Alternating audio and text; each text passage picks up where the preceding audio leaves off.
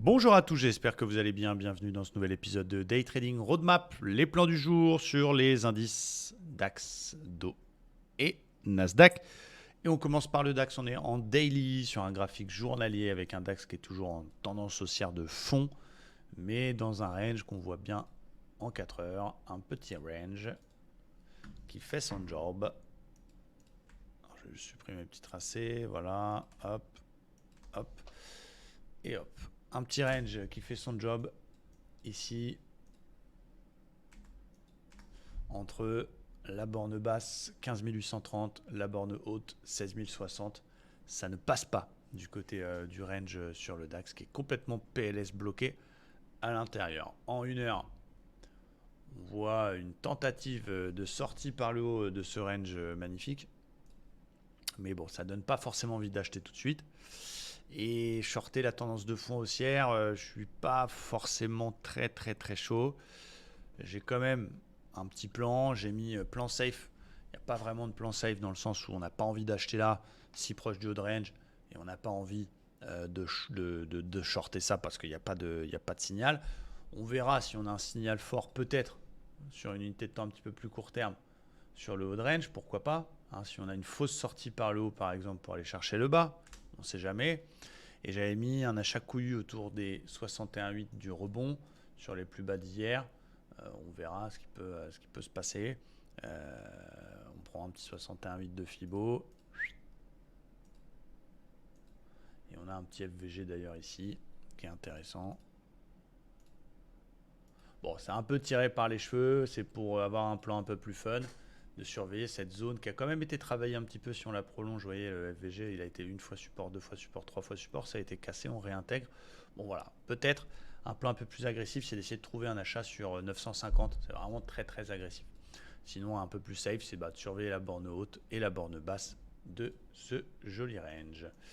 Côté Dow Jones, alors lui, il est complètement en PLS. Vous avez vu la bougie d'hier, il nous a refait une bougie du Seigneur avec un tout petit corps et une deux grosses mèches. Donc, il ne sait pas du tout où il veut aller.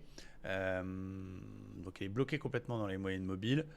H4, pas de flux. Plat, les moyennes mobiles sont encore plus plates que mon ex. C'est pour vous dire à quel point c'est plat. H1, très plat aussi. Et là, ce que j'ai mis, je vais surveiller la zone 33 330, qui est la zone que j'avais vue pour un achat. C'était 61,8 du rebond qui a été initié jeudi. Et c'était un FVG 1 heure. D'ailleurs, vous allez voir, je vais vous montrer sur les petites unités de temps, il y avait un putain de point d'entrée hier à 300 pour ceux qui ont osé prendre ce rebond technique. Donc du coup, j'ai dit plan safe, rien, parce que là, c'est pile ou face. Par contre, on va surveiller un éventuel énième repli dans cette zone 33 330-350. On ne sait jamais si on peut avoir un retour avec une belle bougie. On va aussi surveiller la polarité un petit peu plus haute, les 850 qui a été quand même beaucoup travaillé. Résistance, support, résistance. Donc on va surveiller ça. Pour, s'il y a un beau signal, pourquoi pas travailler à contre-flux une vente. Mais aussi si ça continue de monter, que ça casse ce niveau-là, puisque c'est un 61,8 important, puisque c'est le 61,8 de toute la baisse, si ça le casse, 850 proprement, on pourrait tenter de continuer à acheter jusqu'au plus haut. Donc on va surveiller ces bornes-là. Voilà, pour l'instant, en attendant entre les deux, RS. Et donc voilà ce que je voulais vous montrer, c'est que c'est sur cette zone qu'on avait vu, c'est une zone dont je vous ai parlé mardi, on avait quand même un signal quand même assez intéressant, ce qu'on appelle une vague de Wolf, qui n'a pas tout à fait son objectif, mais qui donnait un point d'entrée pour les plus couillus hier soir, avec une toute petite divergence 5 minutes.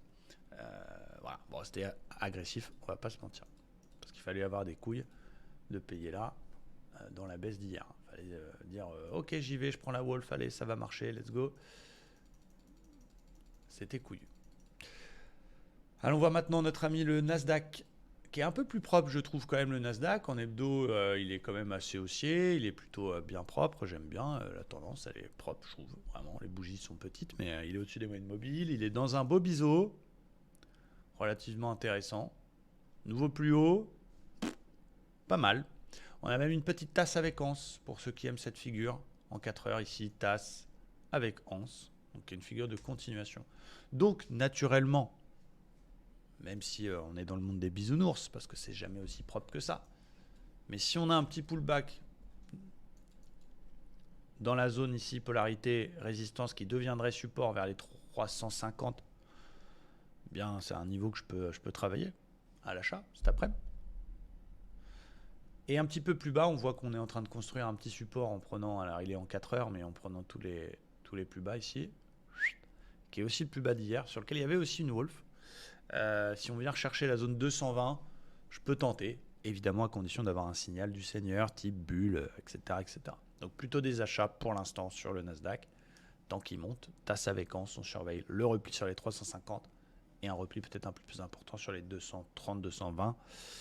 Voilà, ça reste un marché qui est compliqué, qui est cavalier. Et puis voilà, je vous invite à être prudent. Merci à tous pour vos commentaires sur ces vidéos du matin et je vous dis à très bientôt. Ciao.